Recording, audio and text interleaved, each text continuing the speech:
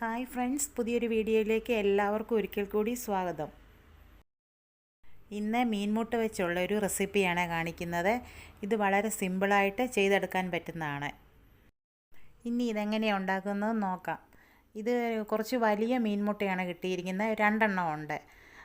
ഇതൊരു 700 ഗ്രാമോളം ഉള്ളതാണ്. ഇത് നല്ലവണ്ണം ഒന്ന് വൃത്തിയാക്കിയതിന് ശേഷം ഒരു ഇടത്തരം പീസസായിട്ട് കട്ട് ചെയ്തെടുക്കണം. ഇതെല്ലാം ഒന്ന് അരച്ചെടുക്കാനുള്ളതാണ്. അതിനുവേണ്ടി ഞാൻ എടുത്തിരിക്കുന്നത് കുറച്ച് വെളുത്തുള്ളിയും ഒരു 3-4 ചെറിയ ഉള്ളിയും കുറച്ച് കറിവേപ്പിലയും ഒരു വലിയ കഷ്ണം ഇഞ്ചി ഒന്ന് ചെറുതായിട്ട് അരിഞ്ഞെടുത്തിട്ടുണ്ട്. പിന്നെ കുറച്ച് കുരുമുളകും ഒരു 1/2 ടീസ്പൂൺ പെരിഞ്ജീരകവും, അതായത് വലിയ ജീരകം. ഇതെല്ലാം നല്ലതുപോലെ ഒന്ന് അരച്ചെടുത്തിട്ട് അതിലോട്ട് കുറച്ച് പൊടികളും കൂടെ ചേർത്ത് കൊടുക്കുക.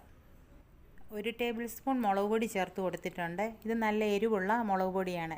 പിന്നെ ഒരു 1/2 ടീസ്പൂൺ മഞ്ഞൾപ്പൊടിയും പിന്നെ ഒരു കോട്ടിങ്ങിന് വേണ്ടി 1 ടേബിൾ സ്പൂൺ മൈദയും ചേർത്ത് കൊടുക്കുന്നുണ്ട്. മൈദ ചേർക്കുന്നതുകൊണ്ട് ഇത് എണ്ണയിലിടുമ്പോൾ പൊട്ടിപ്പോകത്തില്ല. പിന്നെ ആവശ്യത്തിന് ഉപ്പും. എല്ലാം കൂടെ നല്ലവണ്ണം ഒന്ന് മിക്സ് ചെയ്തതിന് ശേഷം നമ്മൾ എടുത്തു വെച്ചിരിക്കുന്ന മീനിൻ്റെ മുട്ട ഇതിലിട്ട് നല്ലവണ്ണം കൈകൊണ്ടൊന്ന് യോജിപ്പിച്ച് കൊടുക്കുക. അതിന് ശേഷം ഇതൊരു അരമണിക്കൂറിന് മാറ്റി വെച്ചിട്ട് ഫ്രൈ ചെയ്തെടുക്കാം.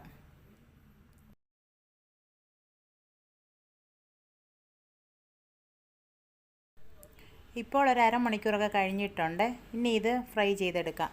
ഒരു പാത്രം വെച്ച് ചൂടായി വന്നു. അതിലോട്ട് കുറച്ച് വെളിച്ചെണ്ണയാണ് ഒഴിച്ചു കൊടുത്തിട്ടുള്ളത്. വെളിച്ചെണ്ണയിൽ ഫ്രൈ ചെയ്യുന്നതാണ് നല്ലത്. ഇനി ഇതിലോട്ട് മീൻമുട്ടയിട്ട് ഫ്രൈ ചെയ്തെടുക്കാം. വേണമെങ്കിൽ പാത്രം അടച്ചു വെച്ചും ഫ്രൈ ചെയ്തെടുക്കുക. ഇത് പൊട്ടിത്തെറിക്കുന്നുണ്ടെങ്കിൽ. ഞാനിപ്പോൾ അല്ലാതെ തന്നെയാണ് ഇത് ഫ്രൈ ചെയ്തെടുത്തത്. ഒരു സൈഡ് നല്ലവണ്ണം ഫ്രൈ ആയി വന്നതിന് ശേഷം മറിച്ചിട്ട് കൊടുത്തിട്ട് നല്ലവണ്ണം മൂപ്പിച്ചെടുക്കാം.